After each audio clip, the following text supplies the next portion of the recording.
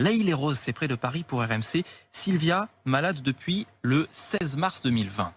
Essoufflée, rien que de parler. À bout de souffle en permanence depuis 11 mois, Sylvia, 49 ans, souffre d'un Covid long. Les séquelles sont lourdes, problèmes gastriques, tachycardie et une fatigue écrasante. Et quand j'essaye de faire un petit peu trop par rapport à ce que mon corps me permet de faire, là je suis clouée au lit pendant 2-3 jours. Même écouter la radio, regarder un film, ça devient énorme. Cette professeure d'italien enchaîne les rendez-vous médicaux depuis 11 mois sans être toujours entendue. Quand on vous dit Madame, reprenez une vie normale, faites du sport, pensez positif et tout ira bien, c'est vraiment la double peine, quoi, parce que c'est pas dans notre tête. Quotidien depuis le mois de mars, c'est divers symptômes, c'est vraiment tout le corps qui est impacté, que ce soit ORL, thoracique, abdominal, musculaire. C'est vraiment tout le corps, tout le système. Il y a des symptômes qui, depuis le début de la maladie, sont toujours présents chaque jour. L'intensité, la force des symptômes varie en fonction de nos efforts, surtout notre travail. Si on force trop, ça impacte sur nos symptômes. D'autres reviennent. Je suis mal, je ne me sens pas dans mon état normal. Mais vous êtes jeune, vous avez 27 ans. 27 ans. Et en fait, vous n'avez pas vraiment de vie depuis mars dernier. Non. Mais vous arrivez à travailler? Difficilement.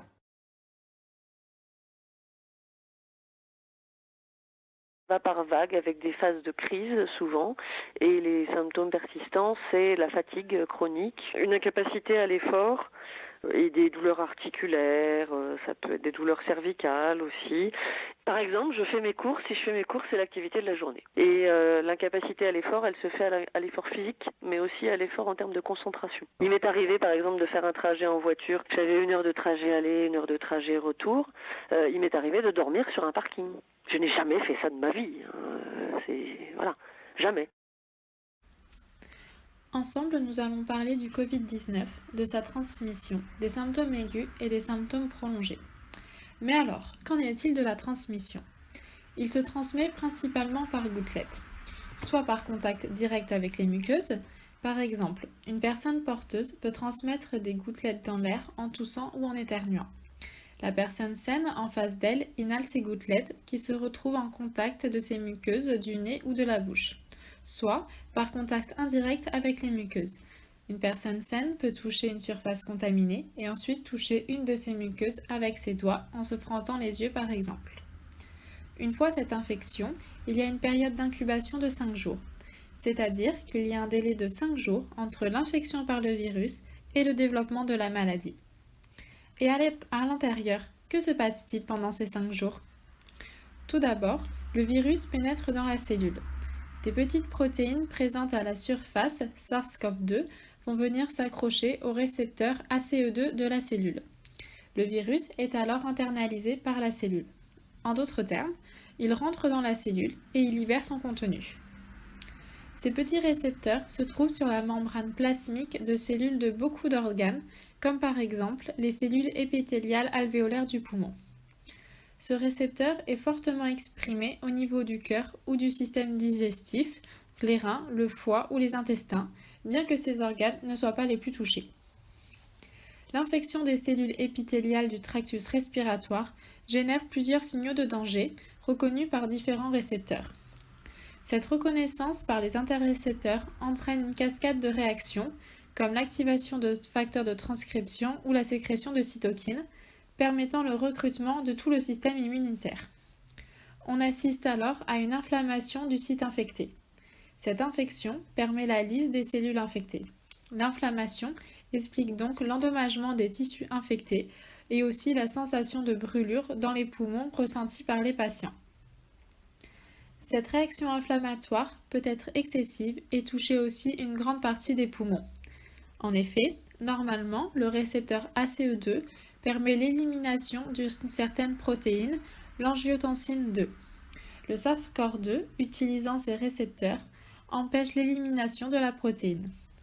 L'accumulation de cette protéine dans le corps peut stimuler certains récepteurs, entraînant une libération de médiateurs. Ces médiateurs ont un rôle de signaux dans le corps. ils vont entraîner une activation du système immunitaire où on assistera alors à une réponse immunitaire inadaptée, excessive, provoquant des lésions tissulaires trop importantes.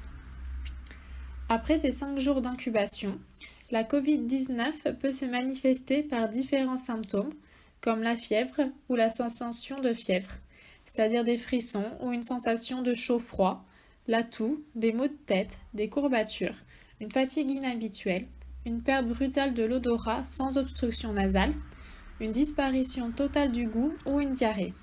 Dans les formes les plus graves, on aura des difficultés respiratoires pouvant mener jusqu'à une hospitalisation en réanimation, voire au décès. Ces symptômes peuvent être très variables en fonction des patients.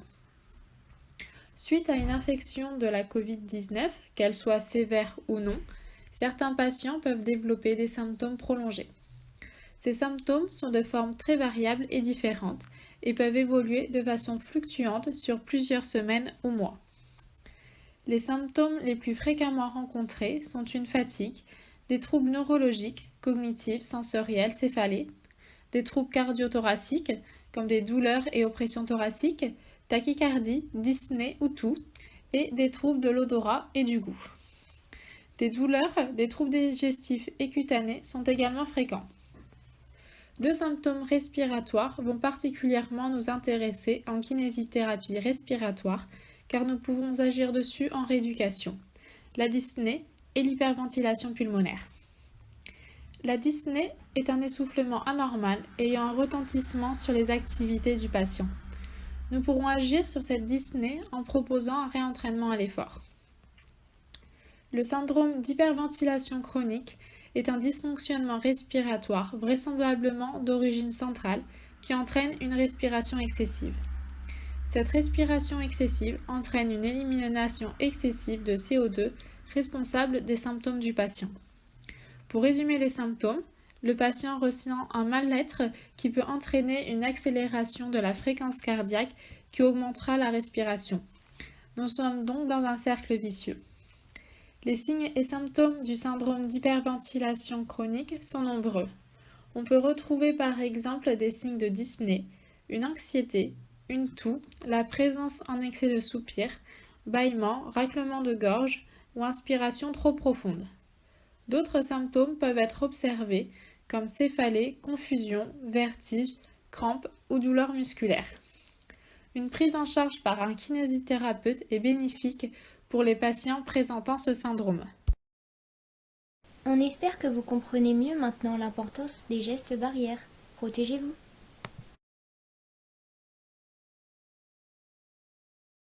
Continue comme ça.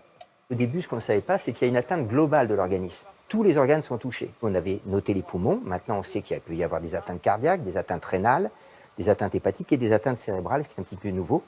Et une petite particularité, c'est qu'il y a une atteinte des muscles, les muscles périphériques, les muscles du squelette. Et ces muscles vont avoir tendance à fondre. Au niveau des poumons, on va observer d'abord une atteinte au niveau des bronches. Et c'est pour ça qu'on a des patients qui vont désaturer à l'effort. Ça veut dire que leur oxygène dans le corps va baisser. C'est pour ça qu'ils sont très essoufflés très vite, puisque pour apporter plus d'oxygène, je respire plus vite. 3, 2, 1, top. On souffle. C'est bien. Alors, en fait, on a mis un programme de réentraînement à l'effort à Rennes en place parce que les patients ont décrit une fatigabilité, une difficulté de reprendre leur vie quotidienne après le Covid. Ces patients-là, on va évaluer leur fonction respiratoire. On souffle. Deuxièmement, on va leur faire un test d'effort, c'est-à-dire on va vérifier leur capacité physique. Et à partir de ces 2 paramètres, on va proposer à chacun un programme adapté. Et ce programme va varier en fonction des progrès. On y va. On va utiliser un travail sur step, donc un travail de montée et de descente. Quand je monte mon corps, je travaille beaucoup sur mon cœur et mes poumons. Et quand je redescends mon corps, c'est l'inverse, je travaille surtout sur les muscles et pas beaucoup sur le cœur et les poumons. Donc avec ce type de travail, je peux jouer sur les 2 facteurs dont se plaignent les patients. Je leur redonne du muscle et de la force musculaire, j'améliore leur respiration et leur cœur. Super, bravo. À petits pas, à force d'exercice et de courage, ils réapprennent les gestes les plus simples, à commencer par la marche. Tous les patients pris en charge ici ont été en réanimation plusieurs semaines. La rééducation, c'est d'essayer de mobiliser un maximum de muscles. Ils ont été on va dire, ont perdu énormément, on va dire à peu près 10-15 kilos, et notamment du muscle. Donc il faut les solliciter, il faut par des petits exercices simples au départ. Un choc violent pour ceux qui l'ont vécu et des séquelles dans tous les cas, musculaires, cardio-respiratoires, mais aussi psychologiques et neurologiques. Ici, ergothérapeutes, kinés, psychologues, orthophonistes, professeurs d'activité physique se relaient donc pour aider ces patients à retrouver leur vie d'avant.